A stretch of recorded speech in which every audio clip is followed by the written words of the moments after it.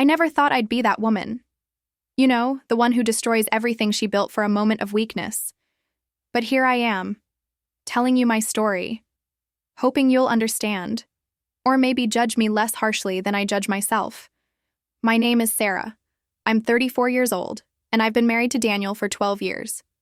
We met in college in Boston, fell in love like in the movies, got married young, and built what everyone called the perfect life in our suburban neighborhood in Connecticut.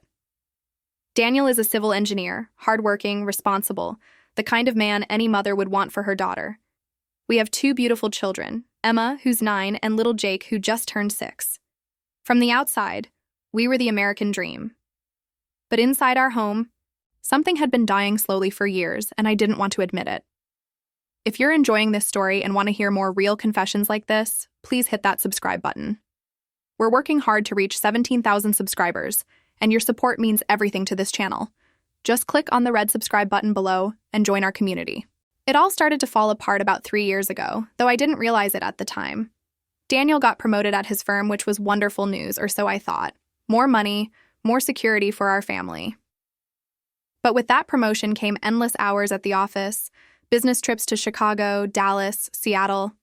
He was never home. When he was exhausted, distant, always on his phone answering emails. Our conversations became purely logistical. Who's picking up the kids? Did you pay the electric bill? We need to fix the garage door. We stopped seeing each other. I mean, really seeing each other, the way we used to when we were young and in love. I tried to talk to him about it several times. I'd bring it up gently at dinner, suggest we needed to reconnect, maybe go on a date night, see a marriage counselor. He'd always say the same thing. Sarah, I'm doing this for us, for the family. Once this project is finished, things will calm down. But there was always another project, always another deadline, always another reason why we had to keep postponing our marriage, our happiness, us. I felt invisible. I'd spend my days working from home as a freelance graphic designer, taking care of the kids, managing the house, and waiting. Always waiting for my husband to come home and actually be present. I started feeling like a roommate in my own marriage, like we were just 2 people sharing a space and responsibilities, but nothing deeper. The loneliness was suffocating. Have you ever felt alone while lying next to someone? It's the worst kind of lonely. That's when Marcus appeared in my life, and everything changed. If you're still with me and this story is resonating with you, please take a second to subscribe to the channel. We're so close to 17,000 subscribers, and every single one of you matters. Hit that subscribe button, and let's grow this community together. Marcus moved into the neighborhood last spring with his wife Jennifer and their daughter. He's a high school teacher, literature and creative writing, with this intellectual vibe that I found immediately attractive, though I'd never admit it out loud. We met at a neighborhood barbecue in May. Daniel had to leave early for a work emergency, of course, leaving me alone with the kids. Marcus and I ended up talking for hours while our children played together in the yard. We talked about books, art, dreams we'd abandon, the lives we thought we'd have versus the lives we were actually living. It felt good to be heard, to be seen by someone. It was innocent at first, I swear it was. We'd run into each other at the grocery store and chat. Our kids became friends, so there were play dates, then coffee dates while the kids were at school. We'd text each other book recommendations, funny memes, random thoughts. It felt harmless, like a friendship I desperately needed. But looking back now, I can see how I was lying to myself. There was always this electricity between us.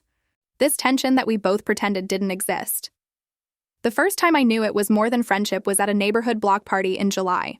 It was a hot summer night, string lights hanging between the trees, music playing, everyone drinking wine and beer. Daniel was there, but might as well have been absent, spending the entire evening talking business with the other husbands. I was standing alone by the drinks table when Marcus came up beside me. He didn't say anything at first, just stood there, close enough that I could smell his cologne. Then he leaned in and whispered, "You look beautiful tonight, Sarah. I hope someone tells you that more often." My heart stopped. I felt my face flush, felt something wake up inside me that had been asleep for so long. I should have walked away right then. I should have put distance between us. But I didn't. Please, if you're invested in this story, help us reach our goal of 17,000 subscribers. Click that subscribe button now. Your support keeps this channel going and allows us to share more real stories like mine. After that night, everything intensified. The texts became more personal, more intimate. We'd share our frustrations about our marriages, about feeling trapped, about the passion that had died in our relationships. Marcus told me that Jennifer had become cold and distant, that they barely spoke anymore except about their daughter's schedule. I told him how invisible I felt, how I couldn't remember the last time Daniel had really looked at me, touched me with intention, made me feel desired. We were two drowning people reaching for each other. It happened on a Tuesday afternoon in late August. The kids were all at school. Daniel was in Philadelphia for 3 days on business. Jennifer was at her law firm.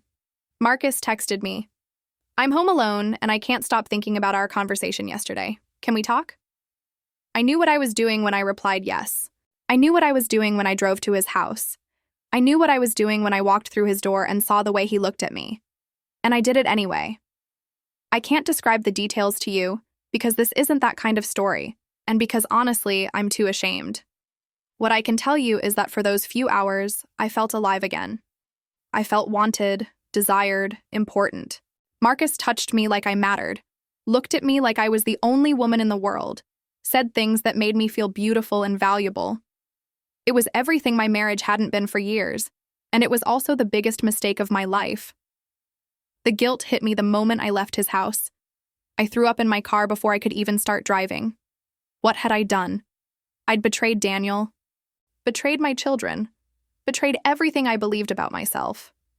I'd become someone I didn't recognize. I went home, took a long shower trying to wash away what I'd done, and cried until I had no tears left. I told myself it would never happen again. It was a moment of weakness, an aberration, something I could bury and forget. If you're still listening and you want to hear how this story ends, please subscribe to the channel. We're working towards 17,000 subscribers, and you clicking that button right now would mean the world. Don't forget to hit subscribe. But of course, it wasn't just once. Marcus and I saw each other again 3 days later. And then the week after that. And then it became a pattern that consumed me. Every time we were together, I'd swear it was the last time.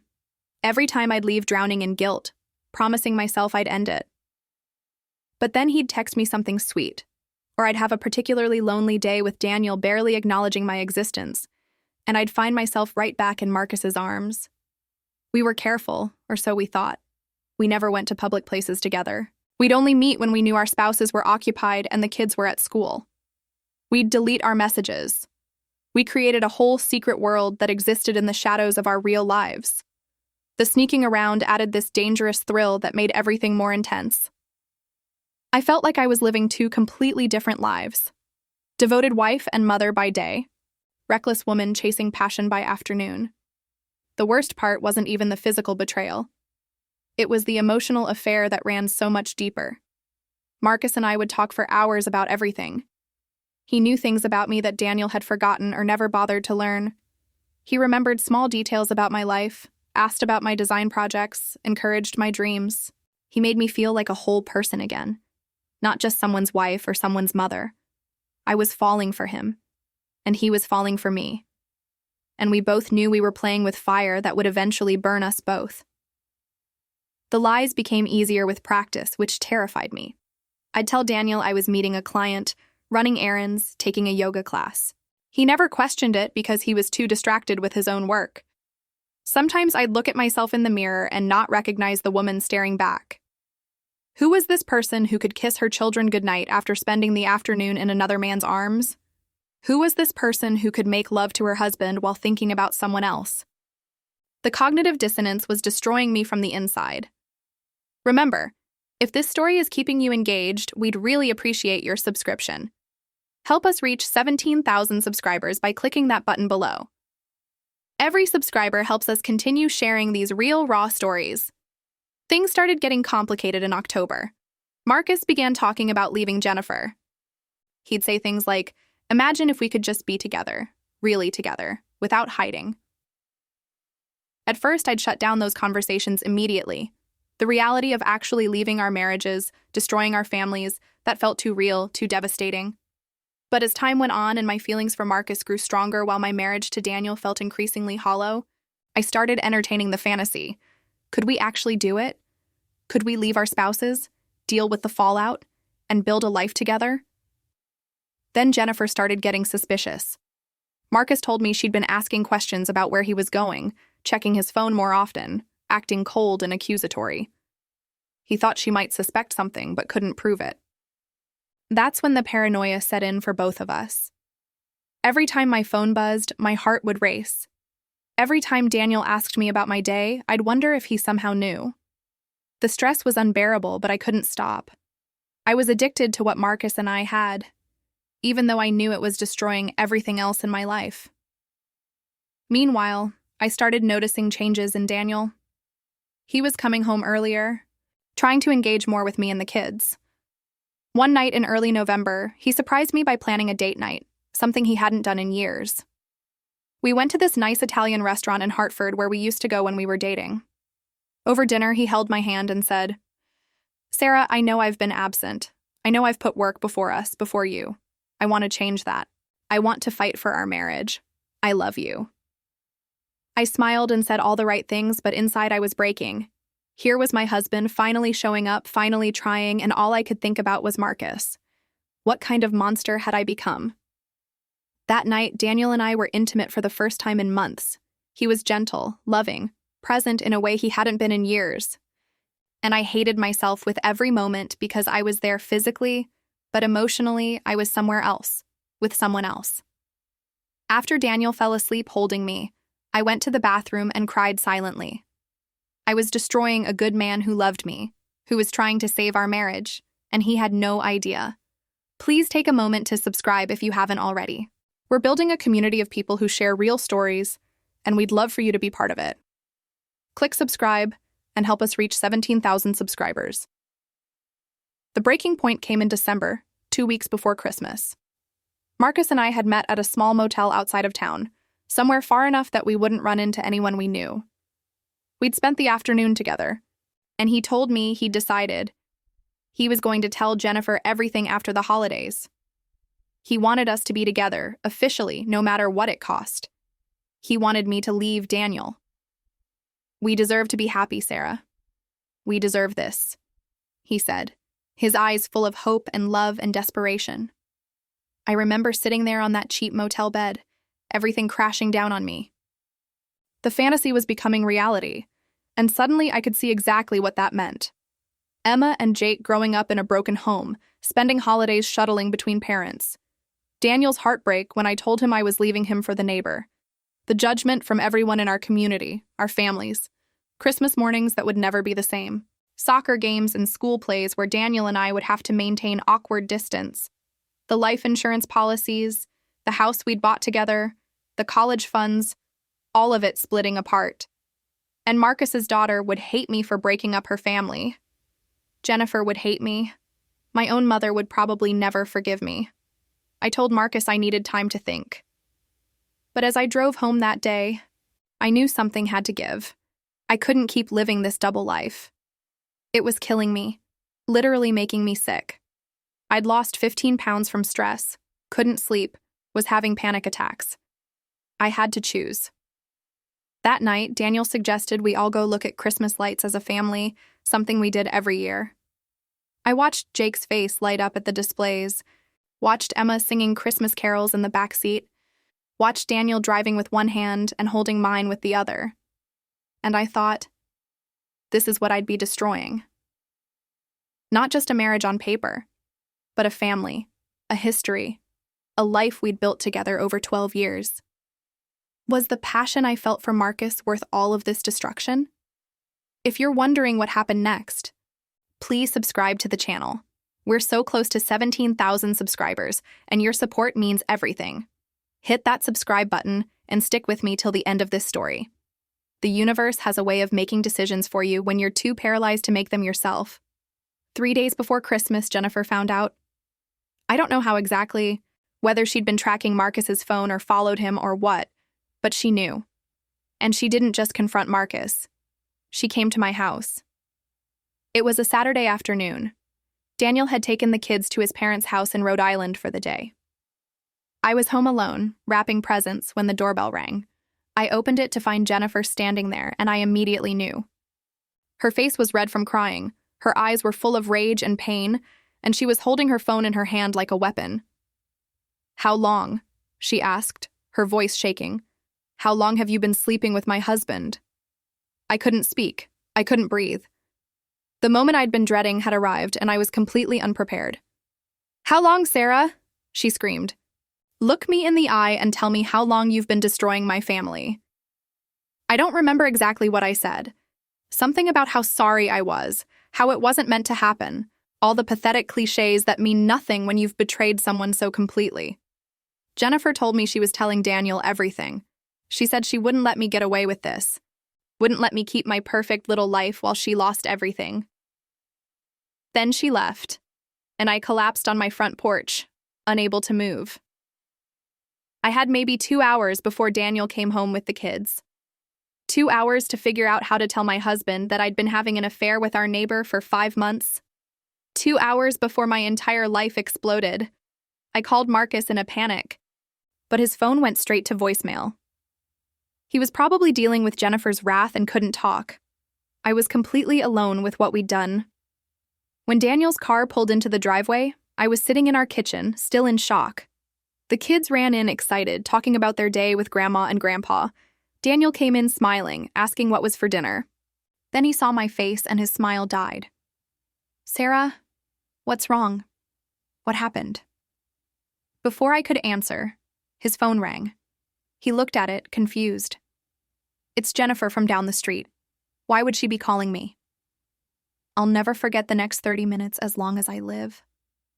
Daniel answered the phone, and I watched his face transform as Jennifer told him everything. The color drained from his skin. His hand started shaking.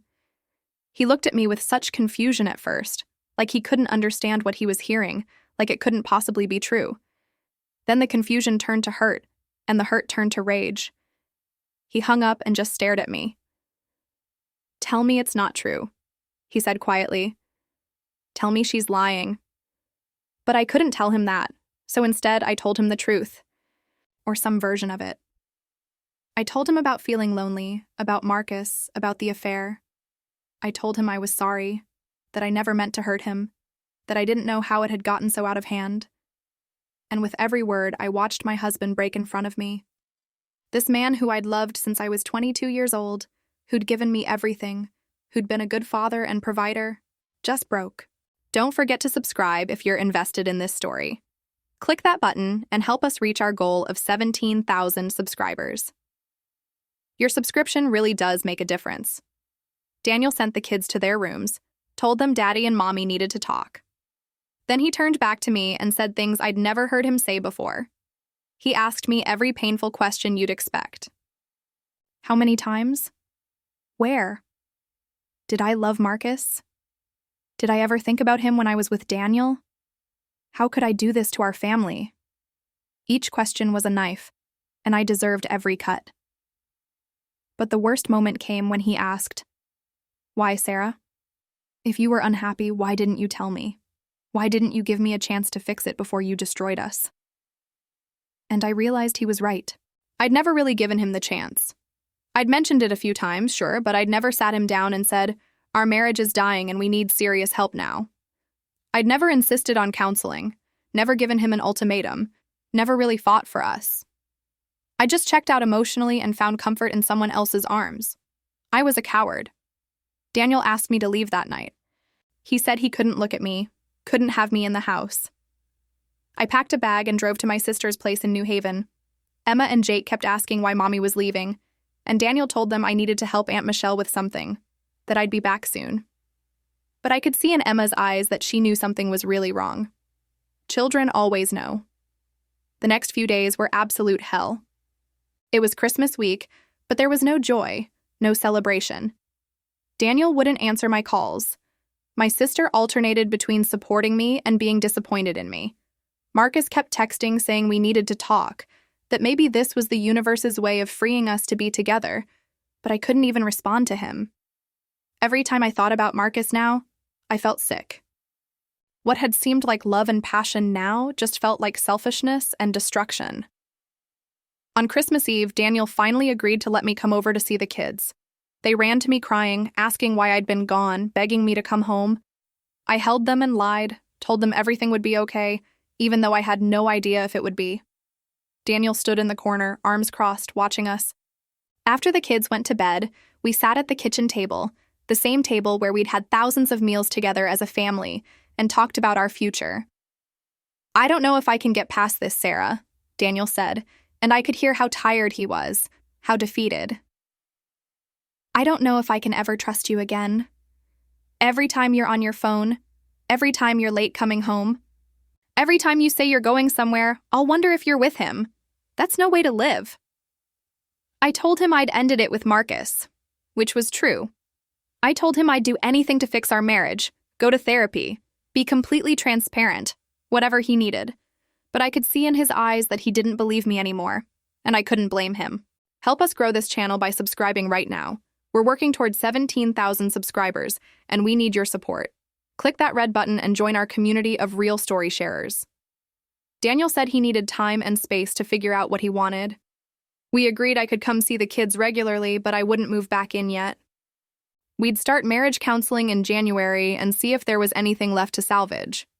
He also said I needed to cut off all contact with Marcus permanently, which I agreed to immediately. I blocked Marcus's number, deleted all our messages, unfriended him on social media.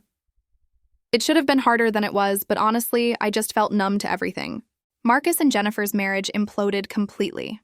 She filed for divorce in early January. Marcus tried to reach out to me through email, through mutual friends, but I ignored everything. What we had wasn't love, it was an escape, a fantasy that could never survive in the real world. And the price of that fantasy was too high. Marcus moved out of the neighborhood by February. I heard he's teaching at a different school now, living in an apartment in New Haven. I don't know if he ever thinks about what we did, about the families we destroyed for a few stolen afternoons. Daniel and I started marriage counseling in January. It's been 9 months now. Some days are better than others. Daniel is trying. I can see that he's really trying to forgive me, to rebuild trust. But there's a distance between us that wasn't there before. A wall that I built with my betrayal. Sometimes I catch him looking at me with this sadness in his eyes, and I know he's wondering if he ever really knew me at all. Sometimes he flinches when I touch him, like he's remembering that I touched someone else. It breaks my heart every time, knowing I did this to him. The kids know something happened, even though we've tried to shield them. Emma asked me once if Daddy and I were getting divorced. I told her no, that we were working through some grown-up problems, and that we both loved her and Jake more than anything. But I see how she watches us now. How she gets nervous when Daniel and I disagree about anything. Like she's waiting for everything to fall apart again. The hardest part is living with myself.